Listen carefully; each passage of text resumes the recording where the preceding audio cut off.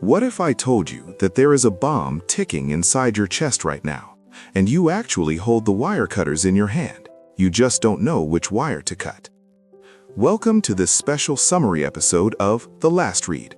I'm your host, and today we are decoding a book that doesn't just promise to extend your life, it promises to save it. We are diving into the massive bestseller, How Not to Die by Dr. Michael Greger. If you live in the modern world, specifically the United States, you likely live with a low-level background hum of fear. We look at our parents or grandparents, we see the history of heart attacks, diabetes, and high blood pressure, and we tell ourselves a story. We say, well, it runs in the family. It's inevitable. It's just bad genetics. Dr. Greger is here to tell you that story is a lie. The core thesis of this book can be summed up in one powerful sentence, commonly cited in the medical community. Genetics may load the gun, but diet pulls the trigger. We spend our lives worrying about the gun, our DNA, while completely ignoring the fact that we are pulling the trigger 3 times a day with our fork.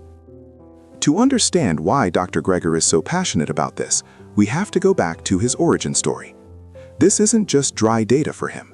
When his grandmother was 65 years old, she was confined to a wheelchair with end-stage heart disease. Her doctors had literally run out of plumbing to bypass. They sent her home to die. But she didn't accept that. She entered a center that focused on a plant-based diet and graded exercise. 3 weeks later, she didn't just walk out. She went on to live another 31 years, passing away at age 96.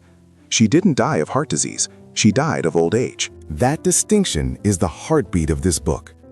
Dr. Greger wants us to square the curve, to live a long, healthy life and die quickly and peacefully at the end, rather than suffering through a slow, painful decline managed by prescriptions. So, how do we do that? We have to understand the mechanism.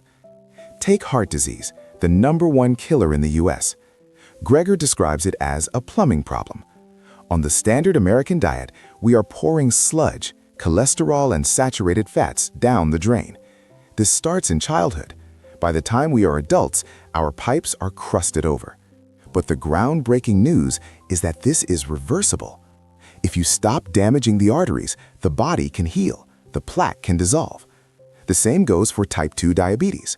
We think it's a sugar problem, but Greger explains it's actually a fat problem.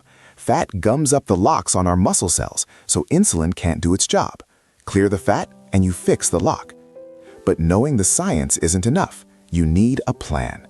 You can't just eat better. That's too vague. You need a structure.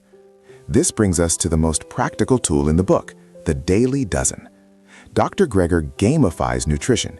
He provides a checklist of 12 things to tick off every day. The philosophy here is brilliant. It's not about restriction. It's about crowding out. If you eat all the good stuff he recommends, you physically won't have room for the processed junk. So, what are the heavy hitters on this list? First, beans. Legumes are the cornerstone of longevity in every blue zone around the world where people live to be 100. They are the cheapest life extension drug on the planet. Second, berries. While beans protect the body, the antioxidants in berries protect the brain, acting as rust-proofing for your memory. Third, beverages, specifically hibiscus tea. Greger cites studies showing that this sour tea can drop blood pressure as effectively as leading pharmaceutical drugs without the side effects. And finally, movement, but not exercise as punishment. We need to walk to signal to our bodies that we are alive. When you sit sedentary, your body thinks you are injured or dying, and it shuts systems down. When you walk, you signal that you are hunting, gathering, and active.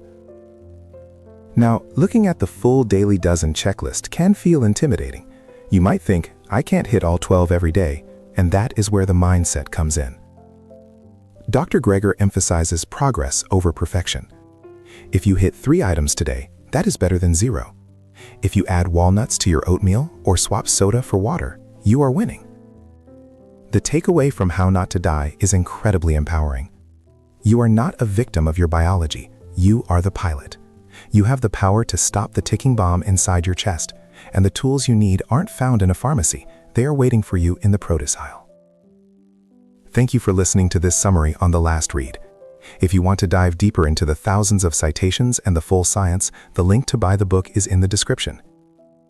Until next time, here's to pulling the right triggers.